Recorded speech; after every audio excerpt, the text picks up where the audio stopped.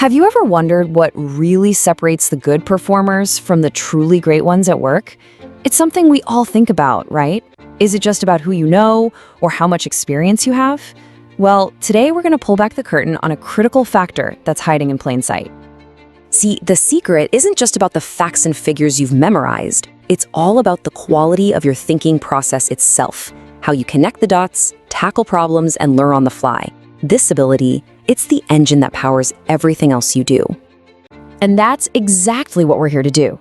Decode these cognitive abilities. I want you to think of them as your personal mental engine for the workplace. And once you understand how your engine works, you can start tuning it up for peak performance. So here's our game plan. First, we'll break down what this mental engine really is. Then we'll look at these skills in action with some real-world examples. After that, we get personal. We'll decode different performance scores so you can figure out your own profile. And finally, we'll lay out a clear growth path, no matter where you're starting from. Sound good? Let's go. All right, first up, let's get a really clear picture of this whole concept. What in the world is this workplace mental engine we're talking about? At its heart, cognitive ability is just the set of mental tools you use every single day to make sense of things, process information, and figure out what to do next. It's not about being a genius. It's about how efficiently and effectively you can think on your feet, especially when things get messy or uncertain. Now, here's where it gets interesting. This big idea is actually made up of several key parts. You've got attention, which is your ability to focus, memory, how you pull up and use what you already know, reasoning, which is your logic powerhouse. Then you have things like pattern recognition, understanding numbers, and making sense of language, all capped off with the ability to learn quickly, which, let's be honest, is probably the most important skill of all these days. Okay, so we've got the what, but the real question is, so what? Why do these skills matter so much when the rubber meets the road at work? Let's see how they actually make a difference. And believe me, this isn't just theory. In Malaysia, for instance, great verbal skills mean customer problems get solved way faster. In Thailand, a logistics manager who's great at spotting patterns can see supply chain issues coming a mile away. And you better believe that in the financial hubs of Singapore and Hong Kong, sharp numerical reasoning leads to projections people can actually trust. This stuff directly translates to business results. And it's not just about you sitting at your desk. These skills have a massive impact on how we work together. When you can think clearly, you communicate better. You can see things from other people's perspectives. It just makes for smoother collaboration and, frankly, better leadership. This is a huge deal in so many workplaces where teamwork is everything. We've seen what these skills are and why they matter for the team, but to really make this work for you, you've got to understand your own profile. So now, let's get personal and talk about performance scores and what they really mean for your career.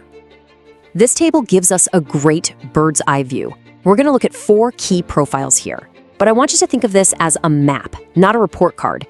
It just shows you where you are right now, and more importantly, it shows you the road ahead. Let's dig into each one. All right, so what if your score falls into this first range? Well, it just means your foundational skills are in a building phase. You might find that tasks that require really quick thinking or learning brand new, complex stuff can feel like a bit of a struggle. But the key word there is right now. The great news is, this is the zone where you can see progress happen incredibly fast. Simple things like using step-by-step guides, shadowing a colleague and getting real-time feedback, or just doing small, daily practice exercises can build up your skills and confidence like you wouldn't believe. Moving up to the next bracket, this profile is all about developing skills that can sometimes be a bit inconsistent. You're probably fantastic with your routine tasks, the stuff you know inside and out, but you might feel a little shaky when a problem gets super complex or a situation is totally new.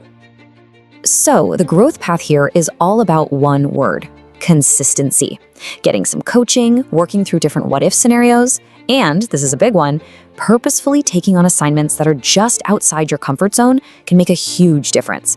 Even a simple habit like taking structured notes can bring so much clarity. Now we're in that 50 to 75% zone. This is the profile of a solid, dependable rock star. You can think your way through most day-to-day challenges, you learn new things without too much trouble, and you can roll with the punches when plans change. A ton of strong team members and supervisors live right here. For this group, the journey forward is about leveling up from being a great problem solver to becoming a true strategic thinker. It's about looking beyond the immediate fire and asking, what are the long-term consequences? It's about seeing the whole system, not just your piece of it. And finally, we've got the 75 to 100% range. This means you have a high horsepower mental engine. You process complex info fast, you spot patterns almost instantly, and you make clear decisions when everyone else is panicking. This is often what we see in people with strong leadership potential. You know, development at this level isn't about fixing weaknesses. It's about sharpening an already powerful tool. The focus shifts to things like executive-level foresight, making your communication crystal clear, and mastering the art of bringing people along with you, guiding your teams through the fog. So after all that, what's the big takeaway? Let's bring it all home and focus on the most important piece of this whole puzzle, your own personal growth path. Listen, if you remember one thing from this, let it be this: your score is not a final label. It is not tattooed on your forehead. It is simply a snapshot of where you are today. It is a starting point. And from every single starting point, there is a clear path forward to grow. So I'm going to leave you with a question, a challenge, really. Forget about some huge 5-year plan for a second. Based on what we've talked about, what is one small, doable step you can take this week to start tuning up your mental engine? Seriously, think about it. Because that one small step, that's where the journey really begins.